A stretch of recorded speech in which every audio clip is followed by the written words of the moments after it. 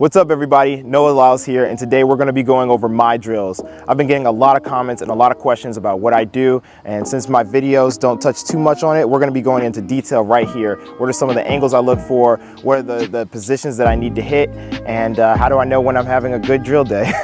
Okay, let's get into it. So the first drill is walking high knees.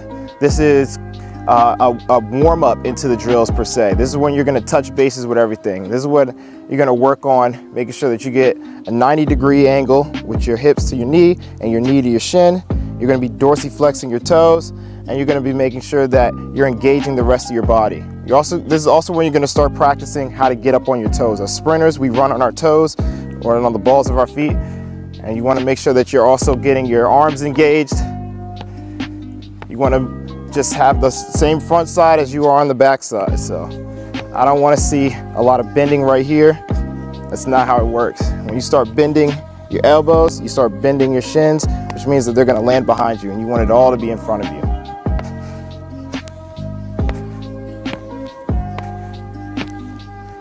All right, next drill is going to be A skip. Now we're adding a pace to it, a tempo.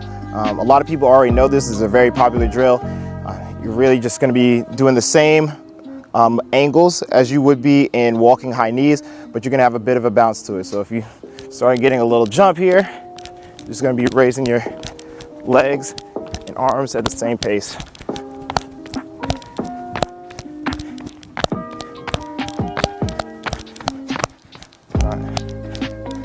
Now the thing with this drill is you want to make sure that those legs are coming directly underneath your hips. You don't want them behind you, and you don't want them in front of your hips. Our next drill is going to be B skips. Now there's a lot of controversy around B skips. A lot of people think that you should be having a long leg extended out and landing in front of you and dragging behind you.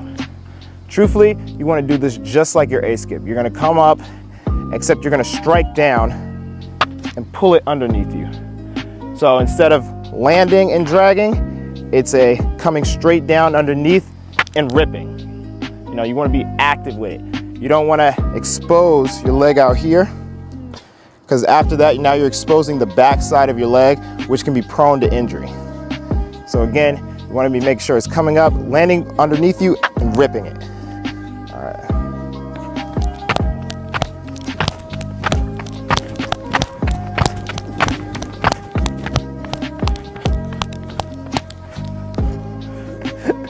All right, we did A skip and we did B skip, so that means it's time for C skip. I think that this is where the most confusion comes from, just from rhythm in C skip. A lot of people don't know what to do with their arms, and they get thrown off by moving to a lateral movement. So C skips, you're gonna come up like an A skip, then you're gonna come out, that's the C skip, and when you come out, I want you to throw your arms just a little to the side to give yourself counterbalance. Then you're gonna bring it back, and you're gonna do a B skip. Again, bringing it down, ripping it, making sure it's underneath your hips. Everything needs to be coming underneath your hips, because that's where you're gonna get the most power from. A straight leg, once you land, stiff, firm, it's gonna shoot the power through your body, so it'll propel you into the next step. All right.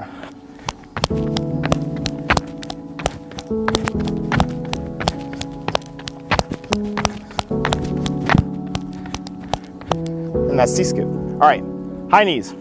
Again, a very basic drill, but can sometimes get a little complicated based on who teaches you. The main thing that you need to know is that your legs need to be coming directly underneath you. This is the closest drill to actually running. So you want to get that feeling of power into the track and moving down the track. You don't want to be jumping up and down. You want to be forcing power into the track. So before we do that, we're going to activate our calves. So we're going to do 10 pogo hops.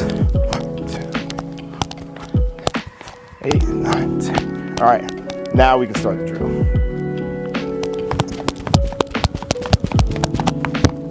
Well, we lost the mic, and that shows how much power we're putting into the track.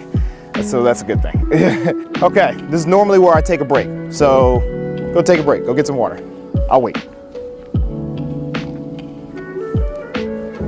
All right, you back? Cool, let's go.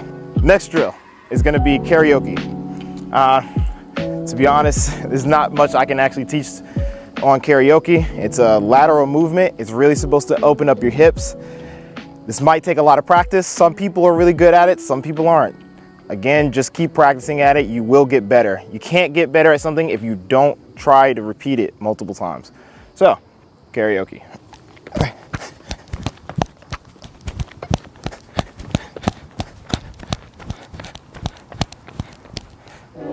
And then you go back. All right, now it's time for fast legs. Now, originally when I started doing this, I became a professional, but I've seen a lot of people do this drill even when they're not.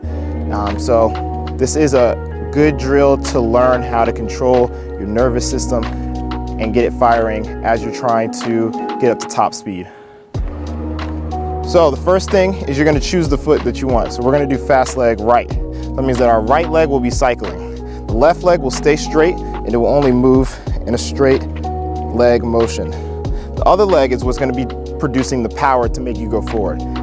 Just like in A skips, you're gonna be coming up, down, underneath your hips, and it'll propel you forward as you put in power. So, if you need a beginning motion to get you started easier, I would just advise to make straight legs and start tapping. And then again, with your right leg, you're gonna be bringing it up and down into the track.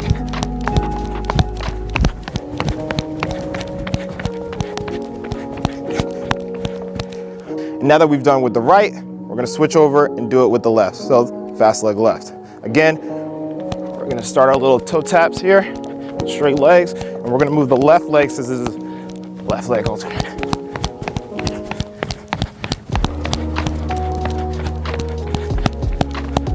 Again, it's important to remember that it's the leg that is moving up and down that's gonna produce the power to move you down the track, not the straight leg. Also, remember that this is not a cycling drill. You're not just picking it up and putting it down as fast as you can. You're trying to produce power that will send you down the track as well with coming up and striking back down into the track underneath your hip. Okay, alternating fast legs. Now that we've done it on our right and on our left, we're gonna put them together. So every other step will switch. Again, starting with our straight leg toe taps.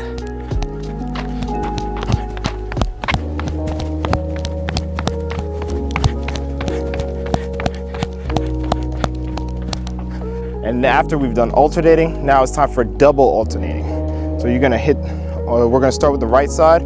You'll do fast leg right 2 times, switch to your left side and do 2 times. And do that until you've reached the end of your marker.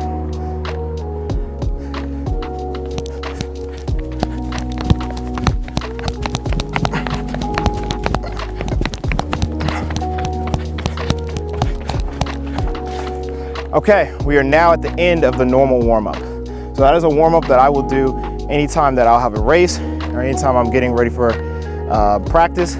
But sometimes in the very early parts of the season, my coach will throw in a few extra drills just to really get our legs moving. I usually call these bonus drills. And these are specifically working on something that my coach wants us to practice later on that day.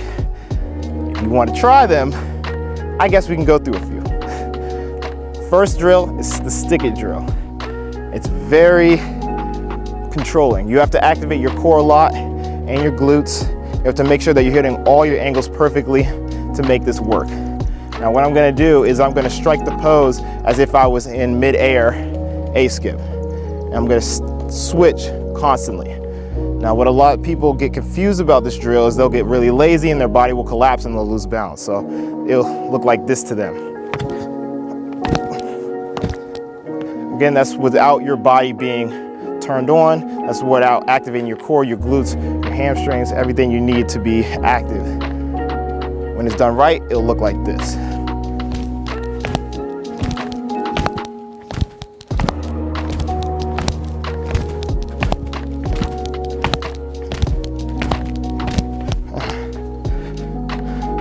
Again, the key points of this drill is to make sure that you turn your core on, your glutes, your calves, and even your arms. When you're switching in between legs, you want to make sure that you're really forcing those arms to switch so that it helps move your legs faster. But again, I call this stick it drill because you're sticking and planting and not wobbling. Our next advanced drill is going to be the 1, 2, 3 drill. I'll just show this and then explain it. So 1, 2, 3.